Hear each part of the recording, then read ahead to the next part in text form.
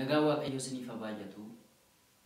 Jaalatamtootaaf kabajamtoota saba Waaqayyoo iddoo jirtan hundumaatti nagaa Waaqayyoo isin bira haa jiraatu. Guyyaa irraa sagalee Waaqayyoo akka walii wajjin hin barannuuf Waaqayyo carraa nuu kenne. Carraa Waaqayyo nuu kenne kanaan immoo Waaqayyo maalitti dubbata kan jedhu Waaqayyo bara keessatti naasa'a hin dubbata. Warra karaatti agarsiisuu barbaadetti karaatti agarsiisa, warra gorfachuu barbaadeen gorfata, warra dheekkamuu barbaadeen dheekkama. Kan dubbatuuf Waaqayyo yeroo hundumaa gaarummaadhaaf. Kanaaf guyyaa har'aa kana sagantaa keenya kanarratti mata duree gabaabduu tokko walii wajjin ilaallee kutaa isa itti aanus guyyaa biraa wajjin ilaalla. Iddoo isin beektan Wangeela Yohaannis boqonnaa 5:1 irraa isa jiru nan dubbisa maqaa Gooftaa Yesuusiin. Yeroo kana booddee ayyaanni warra Yihuudootaa ture.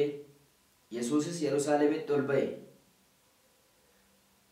Karra hoolaa isa jedhamu isa masaraa mandara Yerusaalemitti galchu bukkeedhaan bishaan kuufamaan afaan Ibraayisxiitti Beetzaata jedhamu tokko ture. Bishaan sana bira godoo babal'aa 5tu ture. Namoonni dhukkubsatan baay'een, warri jaaman, warri naafatan, warri nagni isaanii gar tokkoo du'es godoota sana keessa ciisanii raafamuu bishaanichaa hin eeggatu turan. Ergamaan Waaqayyoo yeroo yerootti golbaa bishaanichaa keessa lixee isa irraasa. Raafamuu isaa booddee namni dura bishaanichaa keessa lixee dhukkuba isa kamitti iyyuu hin fayya ture. Namni waggaa 38 dhukkubsate tokko achi ture. Yesuus yommuu namicha dhukkubsatee ciisu sana arge yeroo dheeraa hamma naga'u dhukkubsachuu isaa argee beeke. Fayyuu barbaaddaa jedhee isa gaafate. Namichi dhukkubsataan sun, Gooftaa, bishaanichi yommuu raafamu kuufama bishaanichaa keessa nama na buusu hin qabu. Ofii kooti immoo utuu ani itti rakkadhu namni biraa na dura keessa lixa jedhee deebiseef. Yesuus immoo ka'ii siree kee fudhadhuutii adeemi ittiin jedhe. Namichis achumaan fayyee siree isaa fudhatee achi adeeme. Guyyaa namichi kun fayyee guyyaa Sanbataa ture. Namichis achumaan fayyee siree isaa fudhatee achi adeeme. Guyyaan namichi kun fayye guyyaa Sanbataa ture. Mata dureen nuyi wajjin ilaallu iddoo kanatti baay'ee turte sigaa kan jedhudha. Iddoo amma jirtu kana iddoo keessa turte sana baay'ee turte Waaqayyo hin ga'a achiin turtuu siin jedha. Kutaa nama dubbise kana keessatti yeroo dheeraadhaaf waggaa 38 bishaan bukkee ciisee Yesuus Kiristoosin eeggataa ture. Waaqayyoon abdiidhaan eeggataa ture. Akka fayyu beekaa. Waaqayyo isa yaadate guyyaa isaatti jenneetu dubbataa, lallabaa, barsiisaa turre. Yeroo tokko dubbiin akkas ture. Waggaa 38 namni dhukkubsatee siree isaarra ciise kun waggaa 38 sana utuu lakkaa'ameen duras mana isaa keessa ciisaa ture. Mana keessa ciisaa turuu isaa maaliin beeknaa? Namootatu baatee barani lakkaa'ame ka'ee gara bishaanitti isa geesse. Nama dhukkubsatu gaafa baatanii akka naannoo keenyaatti yoo xinnaate nama 4 nama 2tu isa baata. Kana biraan namoonni bishaan baatanii, nyaata baatanii, uffata isaa baatanii duukaa deemanii jiraatu. Isayyuu waggaa tokkotti yookaan guyyaa tokkotti biraa galan miti. Namni nama isa dhukkubu hospitaalatti dhiisee nama isaa dhukkubu mana yaalaatti dhiisee biraa manatti hin galu. Darabeetti wal jijjiireetu nama isaa yaallata. Namichi kuni Waaqayyoon eegaa akka hin turre, Yesuus Kiristoosin eegaa akka hin turre bishaan raafamaa sana duwwaa abdiinsaa akka ture macaafni qulqulluun keenya kutaa dubbifne keessatti nuuf ibsa. Egaa kunis ta'e sunis namicha kana maaltu achi turse? Maaliif ture? Dhukkuboonni garaagaraa maqaa godhatanii asirratti tarraanii jiru. Kan namicha kanaa garuu maqaan qabu. Waan achisi turse beektaa? Inni achisi turse sun lafati hin barbaanne, lafati turuu hin jaallanne sana inni si turse har'aa ka'ee maqaa gooftaa Yesuus Kiristoosiin si gadhiisaa achiin turtudha Waaqayyo. Naannoo jireenya bishaanii, naannoo bishaanii qorra baay'ata. Sagalee bineensotaa garaagaraa jira. Bineensota nama nyaatan, bineensota summii qaban garaagaraa jira naannoo bishaanii. Inni lallaa jireenyaaf hin tolu. Jireenyaaf gaarii miti. Qarqara galaanaa kan jiraatu bineensota shishbiidha. Bineensota nyaataaf hin tolle, bineensota nama hiddan summaa'oodha. Godoo namni keessatti bulu yoo jiraate, keessa oolu yoo biratti ijaarame iyyuu filatamee barbaadamee miti. Dhukkubsatamee dhaqe. Iddoo amma taa'aa jirtu, iddoo amma hojjetaa jirtu, haala amma keessa jirtu kana dirqisiifamtee jireenyi si dirqisiisee, carraan si dirqisiisee, iddoo siif hin malle kan jirtu, sagalee kana kan dhageessu har'a. Baay'ee turteetta iddoo sana hin gaasiin jedha Waaqayyo. Dhuguman sitti mayyoo amante sagalee kana akka dhageesseen Waaqayyo iddoo keessatti jijjiira. Waaqayyo haalati keessa jirtu sitti jijjiira. Maatu turse egaa namicha kana hubannaan akkasiin dhageeffatan abdiin qaba. Waan isa turse ilaalla. Akkas jedhe. Lakkoofsa 7 irratti namichi dhukkubsataan suni gooftaa bishaanichi yommuu raafamu kuufama bishaanichaa keessa nama na buusu hin qabu. Dubbiin kun fakkaataa? Dhugaas miti. Maaliif yoo jettanii baatee kadhachuun isa ga'e nama? Maaliif yoo jettanii waggaa 38 kan namichi kun biddeen hin nyaanne? Maaliif yoo jettanii waggaa 38 namichi kun bishaan hin dhugne? Dhukkubsataanii sireedhaan baatamee dhaqee ka'ee biddeen ofiin fudhatee nyaataa, bishaan ofiin fudhatee dhuga kan jedhamu abdii kanaan jiraatu. Kanaafuu namicha kana bira namni jiramoo hin jiru jira.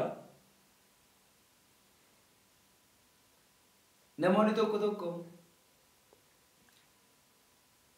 waldaa kiristaanaa guddaa kamiin keessa jiraataniitu nama maaliif jira waldaa kana keessa namni hin jiru? Lubi xinnaateetti argama. Hojjetaan wangeelaa xinnaateetti argama. Tikseen xinnaateetti argama. Faarfataan xinnaateetti argama. Akka hin jirretti argama. Faarfataan guuteetu jirutu faarfattoota maalii qabnaa jedha gaggeessaa waldaa. Gaggeessaa waldaa gaariitu qabanii gaggeessaa maalii qabnaa jechuu danda'u. Warra kana maaltu turse? Waan namicha kana turseetu isaan turse. Namichi kuni hamataadha. Yesuus Kiristoos fayyina barbaaddaa jedhee isa gaafata. Inni immoo akkatu ana ta'e yookaan ituu isin ta'e yeroo sana eeyyee gooftaa koo fayyuun barbaadaadha kan deebisnu yookaan kan deebiftan. Namichi kun garuu yeroo bishaanichi raafamu nama keessa na buusuun qabu jedha kan inni haasa'u. Arraba isaa gabiin qabu. Hammeessuu, hamachuu kan isa turse kana. Waan tokkoon isinitti himaa. Namoonni nama hammeessan fagoon ga'an. Bara dheeraa nama hammeessite yoo ta'e irraa kaasii dhaabi. Waaqayyo karaa dheeraa si deemsisa. Bara dheeraa hiriyaa kee, bara dheeraa tajaajilaa kee, bara dheeraa hojjetaa kee, bara dheeraa mucaa kee, bara dheeraa haadha abbaa kee hammeessiteetta yoo ta'e, bara dheeraa ollaa kee nama beektuuf nama hin beekne hammeessiteetta yoo ta'e irraa kaatee yoo dhaabde Waaqayyo karaa dheeraa si fuuldura ka'a. Seenaan dhumne si fuuldura ka'a. nama hammeessuutti turse.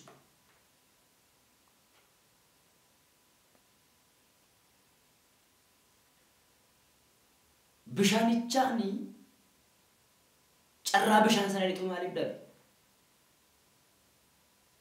Wanta Waaqayyo nama raasu hammeessitoonni itti fayyadamuu hin danda'an. Hamattoonni itti fayyadamuu hin danda'an. Kanaaf nama hammeessa yeroo biyyi keessa bu'u inni taa'ee nama hamata. Yeroo namni waggaa 38 yeroo inni ciisu namni guyyaa 8tti yookaan sa'aatii 8tti dhufee carraa fayyuu argatee sokka. Inni waggaa 38 lakkaa.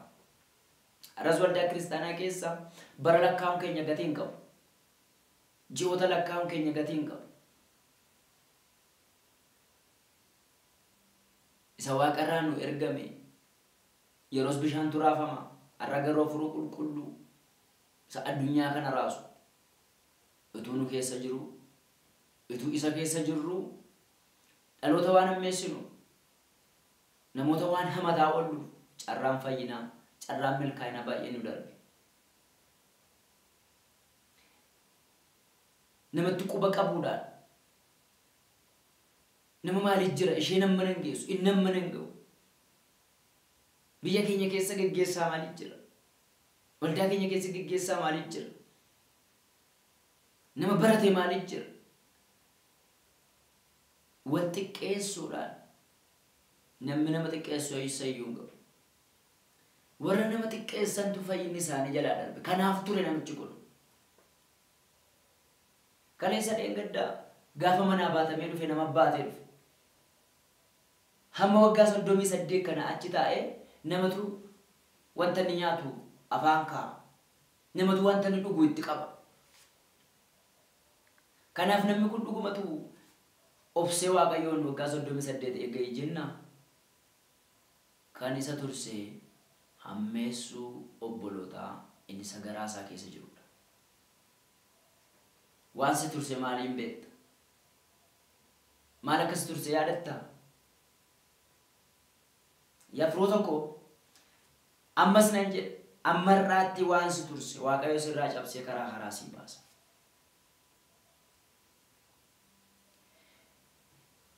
Namni tokko iyyuu hin jiru nama keessa na buusuun dhabee.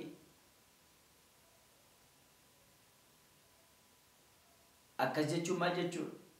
Tuffii qaba namichi kun jechuudha. Warra kaleessa qoleetti isa baate tuffate. Warra kaleessa iddoo fayyinaatti isa fidee tuffate. Warra kaleessa fayyuu qabdanii amman baatanii karaa dheeraa adeemanii iddoo bishaanni fayyinaa raafamutti geessanitti jara kana tuffate. Nama maaliif jira? Nama baay'ee tuffattee karaa dhaabatte.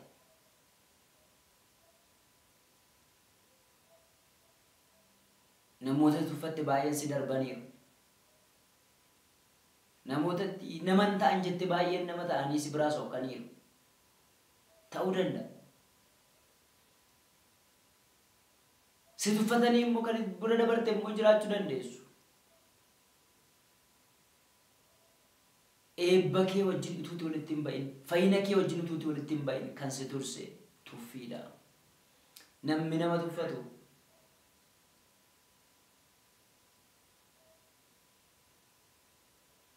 karaa dheeraan deemu. Namni nama tuffatu milkaa'u. Nama karaa sitti agarsiisu tuffattee nama daandii sitti agarsiisu tuffattee nama qoleetti si baatu tuffattee eenyuun jajuu? Inni namichi kun akka waa Yesuus dhoksaa hin beeknetti Yesuusitti himuu isaati, itti amachuu isaati. Al tokko kadhatama keenya keessatti illee yaa Waaqayyo abaluun akkas ta'e, abaluun akkas ta'e, abaluuf kanas ta'e, abaluuf kunoo achi ga'e, an booddee isaanii nafee, Waaqayyo na gargaari, isaan bira na dabarsi jenna. Kadhannaan keeyyuu si turseera. Akkaataa matitti kadhattu si turseera. jilbeenfattee akkati namaa waaqayyotti hamattuuf miti waaqayyo kan si barbaadu.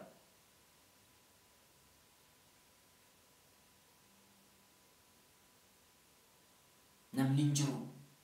Namni keessa na buusu hin jiru bishaan kana keessa. Namni na gargaaru hin jiru. Namni karaa natti agarsiisu hin jiru. Namni quba na qabe hin jiru.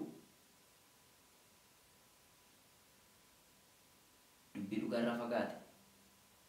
Namni jira. Maaliif keessa hin buufne dee jira? Namichi hamadaadha.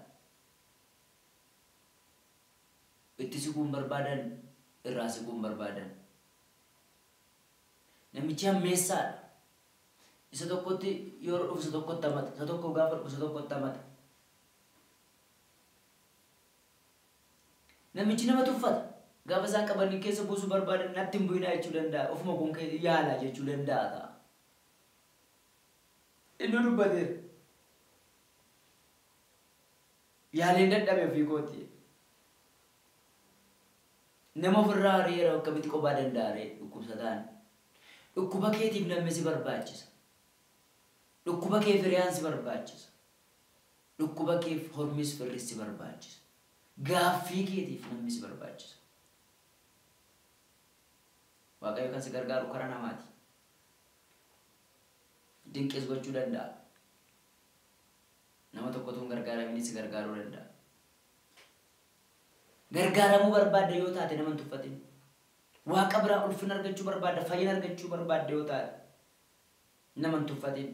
Tuffii si turse. Nama gadi ilaaluu si turse.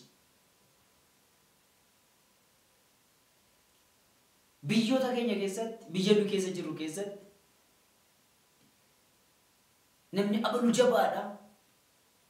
Waaqan nuu kenne iddoo akkasii ga'a. Waaqayyoon nuu kenne hin kadhannaaf jedhu muraasa. Tokko dibamee gaafa ka'u.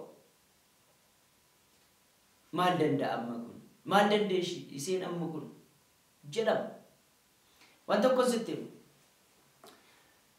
nama hammeessuuf nama tuffachuu si keessan jiru yoo ta'e daandii ati deemtu ganaa fagoodha. Iddoo ati hin barbaanne sana hin turtu. Iddoo hin jaallanne sana, iddoo dirqamni jireenyaa si kaa'e sana hin turtu. Iddoo jireenyi itti si qabe sana hin turtu. Iddoo haalli itti si qabe sana hin turtu. Walii wajjin isin kadhadha.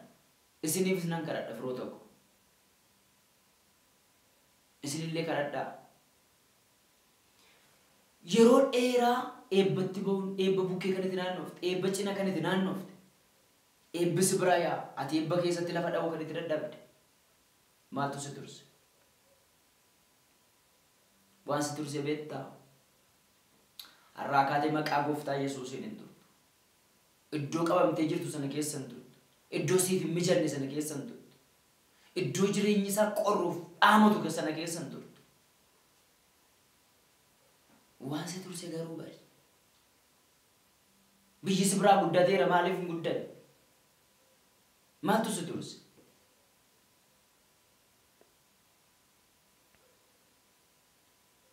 Hammeenyaaf hammeessuuf tuffii. Kutaa kana keessatti kan isinitti himuu barbaada. Hammeenya, hammeessuu, tuffii lakkoofsa torbarra ishee jirtu keessaa isa jalqaba. Hammeenya, hammeessuu, tuffii. Hammeenyi waan garaa ofii keessatti, jal'ina garaa ofii keessatti yaadan bakkeetti appilaayi gochuu mul'isuudha. Waaqayyo isa si qabisi akka si gadhiisu godha. Iddoo utuu ati hin barbaadin si turse sana, iddoo utuu hin jaalatin turte sana har'aa kaatee Waaqayyo miila keenya hin deemsisa. Waaqayyo teessuma kee hin qayyara. Waaqayyo iddoo ati jirtu sana hin jijjiiru. Haala ati keessa jirtu hin jijjiiru. Du'a ati keessa jirtu sana hin jijjiiru.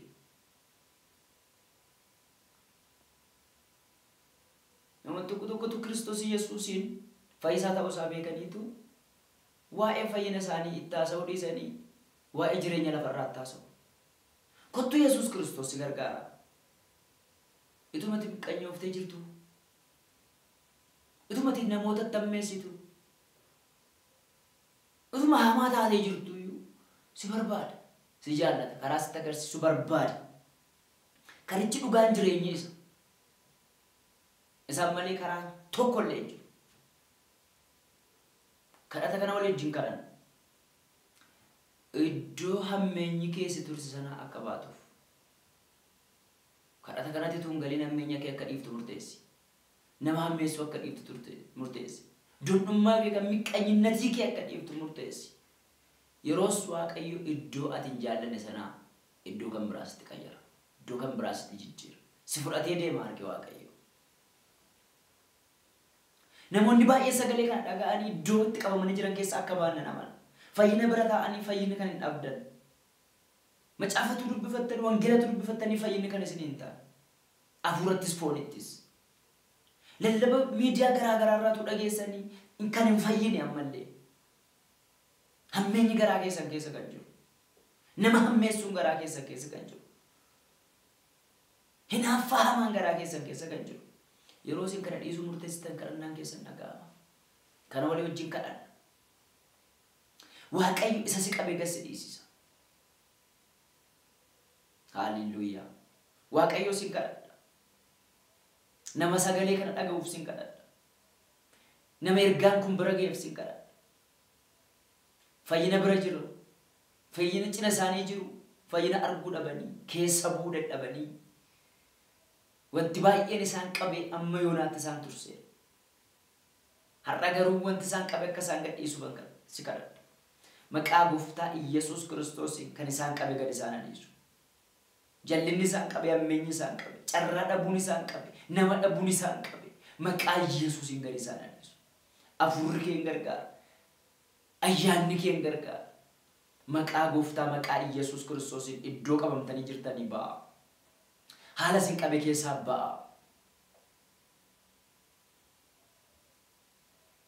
Waan ulfina Waaqayyoof hin taane isin qabee keessaa ba'a.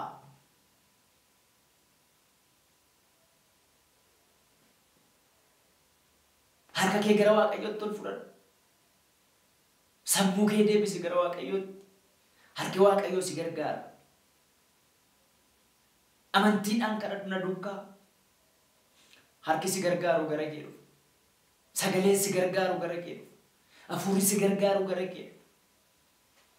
Inni si qabe si gadhiisa. Hin turtu achi jedheera Waaqayyo. Ofirratti raaci, ofirratti dubbadhu, achi hin turu. Iddoo naan mijanne sana hin turu. Iddoo hin barbaanne sana hin turu. Iddoo jireenyaaf naan taane sana hin turu. Jedhi ofirratti dubbadhu. Waaqayyo achi hin turtu siin jedheera.